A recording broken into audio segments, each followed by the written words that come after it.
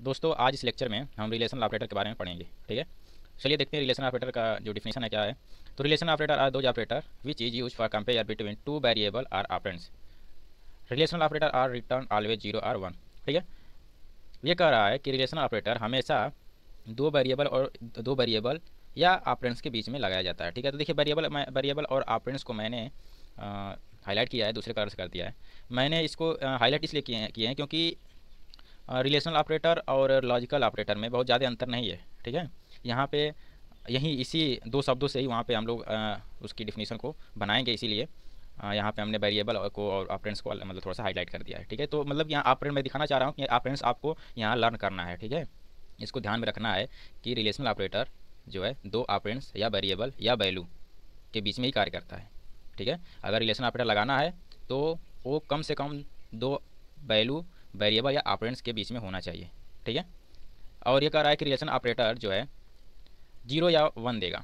ठीक है, जीरो और वन देगा, दो ही वैल्यू देता है रिटर्न, मतलब कि रिजल्ट के तौर पे जीरो या वन देता है। जहाँ जीरो का मतलब फॉल्स होता है, यहाँ देख लीजिए जीरो का मतलब फॉल्स होता है और ट्रू का मतलब वन होता है। ठीक है, तो वन अगर दे तो हम कहेंगे कि ट्रू है, और अगर जीरो दे तो कहेंगे हम फॉल्स है। ठीक है, यहाँ देखिए यहाँ पे कुछ रिलेशन ऑपरेटर हैं, सिंबल है, नेम है और वर्किंग है। ठीक है, हम बताएंगे क्या कैसे कार्य कर रहा है। तो यहाँ पे आप देख लीजिए, यहाँ एज्यूम करा गया है कि यहाँ पे कि ए में 15 है और बी में 3 है। तो सिंबल एक है यहाँ पे रिलेशनल ऑपरेटर ग्रेटर देन है। ठीक है, रिलेशनल ग्रेटर देन इसे कहेंगे, क्या है, रिलेशनल ग्रेटर देन। तो देखिए इसका नाम ग्रेटर देन है, और ये जो है ए और बी के बीच में लगा है, और रिलेशन क्या बता रहा है, ये कह रहा है कि ए बड़ा है बी से।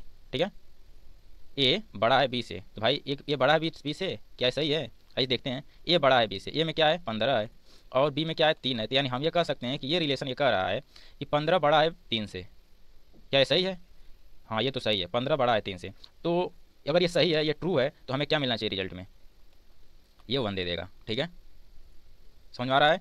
ये देखिए यहाँ पे कह रहा है कि 15 बड़ा है 3 से, अगर ये सही है तो ये हमें रिजल्ट में 1 मिलेगा। यानी हमें अगर रिजल्ट 1 मिला तो इसका मतलब ये होगा कि ये सही है। समझ रहे हैं? यानी ये रिलेशन जो लिखा गया है ये सही है। ठीक, अगर यहीं पे इस रिलेशन में अगर यहाँ पे जीरो मिल जाता है हमें, तो क्या कहते हैं? और जीरो मिलने का मतलब ये है कि ये रिलेशन जो है वो गलत लिखा गया है।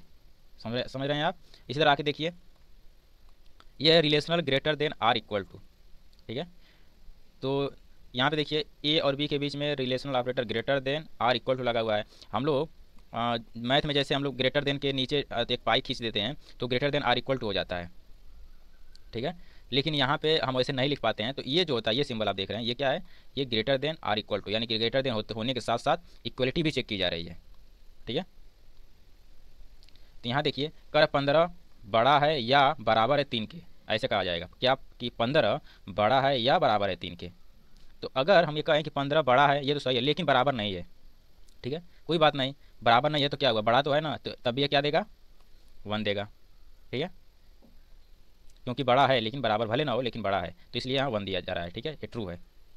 यहाँ पे देखिए लेस देन है, रिलेशनल लेस देन। तो यहाँ पे देखिए कह रहा है 15 छोटा है 3 से। ठीक है, तो क्या 15 छोटा है 3 से?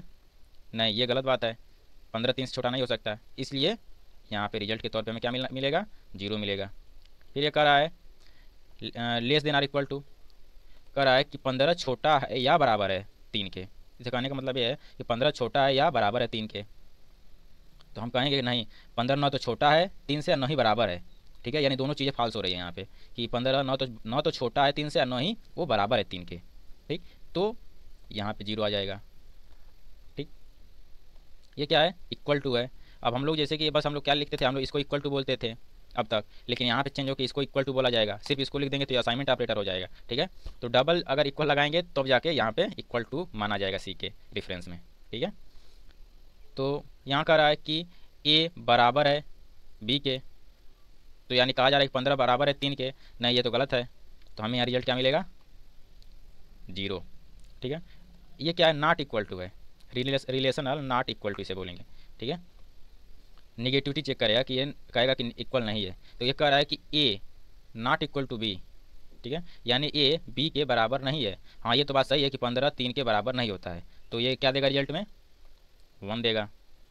ठीक है, चलते हैं, अभी तो इसको ऐसे समझें, इसको प्रोग्राम के थ्रू समझेंगे। ठीक है, इसी चीज़ को देखिए यहाँ पे हमने टर्बो C++ एडिटर खोल रखे हैं, ठीक है। तो यहाँ पे हम चलते हैं, एक फ़ाइल बना लेते हैं, ठीक है, न्यू फाइल, और इसको मैं बड़ा कर लेता हूँ, ठीक। हाँ ये है। अब इसमें क्या करते हैं हम, हैज इंक्लूड .h,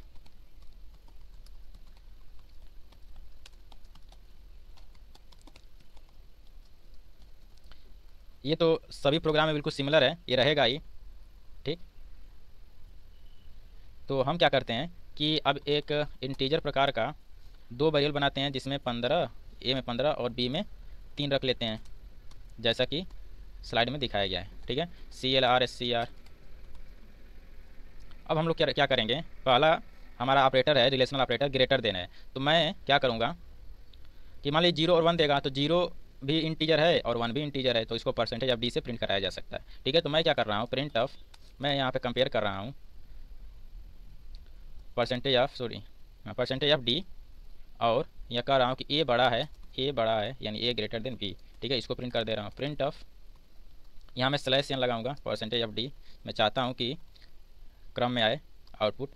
दूसरा था कि ए क्या है, बड़ा है और या इक्वल है किसके, बी के। अगर ये सही होगा तो हमें 1 मिलेगा, अगर फॉल्स होगा तो हमें आउटपुट में 0 मिलेगा। प्रिंट ऑफ /n %d, और उसके बाद क्या था, कह रहा कि ए छोटा है किससे, बी से, ठीक।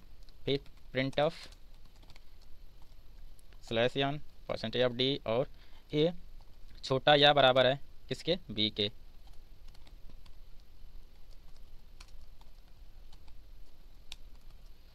अब क्या कर रहा था देख लेते हैं, ये हो गया, इक्वल और नॉट इक्वल की बात हो रही थी।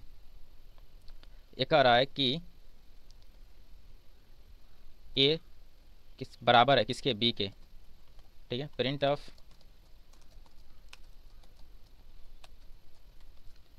ये कह रहा है कि ए नॉट इक्वल टू बी, ठीक। गेट CH, ठीक है। चलिए हम लोग इसको कंपाइल करके देखते हैं कि क्या है, एरर है कि नहीं। हाँ देखिए एक एरर आ रही है यहाँ पे, एक एरर क्या आ रही है कि स्टेटमेंट मिसिंग सेमीकोलन, ठीक है।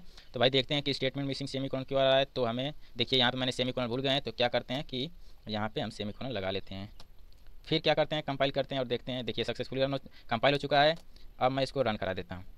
अब देखिए क्या कर रहा है कि 11001, देखते हैं क्या ये आउटपुट आया है।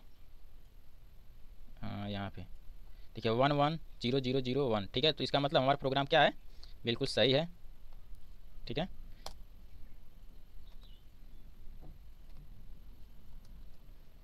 दोस्तों मैं इस एक लाइन को जो है, या दो लाइन को, इस दो लाइन को मैं लिख के यहाँ पे आपको समझाने की कोशिश कर रहा हूँ, ठीक है। तो ये लाइनें क्या थी, प्रिंट ऑफ थी, प्रिंट ऑफ, स्लो कार्य कर रहा है, प्रिंट ऑफ %d, और क्या था, कह रहा था कि ए बड़ा है बी से, ठीक है। इसको यहाँ कैपिटल ले लेते हैं क्योंकि यहाँ कैपिटल है, लेकिन कैपिटल और स्मॉल से कुछ लेना देना नहीं है, एक्चुअली हमको समझना है।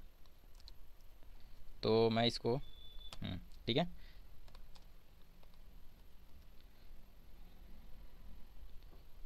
चलिए ये तो प्रिंट ऑफ फंक्शन के बारे में अब जानते ही हैं, ठीक है। अब देखिए यहाँ पे 1 क्यों प्रिंट हुआ है, तो हम जानते हैं कि ए में क्या है, 15 है, और बी में क्या है, 3 है। तो ए ग्रेटर देन बी लिखने का मतलब ये है कि हम यहाँ पे इनडायरेक्टली 15 ग्रेटर देन 3 लिखे हैं, ठीक है। तो भाई अगर हम आपसे बोलूँ कि क्या 15 3 से बड़ा है, तो आपका जवाब क्या होगा, आपका जवाब तो हाँ ही होगा, यहाँ 15 बड़ा है, ये सत्य है बिल्कुल। तो हमने तो कहे, हम तो यहीं पे कहें कि अगर ट्रू होगा तो 1 देगा। तो अगर ये बात सही है, या ये रिलेशन कहा जाए, ये रिलेशन सही है, तो इसका मतलब क्या हुआ कि यहाँ पे टोटल आउटपुट क्या आ चुका होगा, यहाँ पे इसका मतलब हो गया 1, ठीक है। और प्रिंट ऑफ और %d को तो हम जानते हैं कि %d यहाँ की वैल्यू को उठा के यहाँ रख देता है, ठीक है, यानी वैल्यू को वेरिएबल से निकालने का कार्य करता है, ठीक है। तो यहाँ पे तो ऑलरेडी कांस्टेंट वैल्यू उसको मिल रही है, तो वो क्या करेगा कि यहाँ से उठा के यहाँ अपनी जगह रख लेगा, ठीक, इस तरह से, यानी 1, इसको हटा देगा। तो यानी कि हमारा टोटल क्या हो चुका, इंटरनली इस तरह से कुछ हुआ होगा, प्रिंट ऑफ 1। तो भाई प्रिंट ऑफ क्या फंक्शन का तो ये व्यवहार ही है कि कोई भी स्टेटमेंट अगर डबल कोर्स के अंदर इस प्रिंट ऑफ के अंदर लिख दिया जाए तो वो एजिटिंग प्रिंट हो जाती है। तो इसीलिए 1 यहाँ प्रिंट हो गया है, बस इसी तरह से सभी में हुआ है, ठीक है। ये क्या है, प्रिंट ऑफ फंक्शन की वर्किंग है, ठीक है दोस्तों। तो दोस्तों मैं आशा करता हूँ कि आपको ये वीडियो समझ में आई होगी, रिलेशनल ऑपरेटर के बारे में आपको समझ में आया होगा। ठीक है दोस्तों, अगर ये वीडियो आपको पसंद आ रही है तो हमारे वीडियो को लाइक करें, चैनल को सब्सक्राइब करें और अपने दोस्तों में शेयर भी करें। ठीक है, तो मिलते हैं नेक्स्ट वीडियो में, तब तक के लिए धन्यवाद।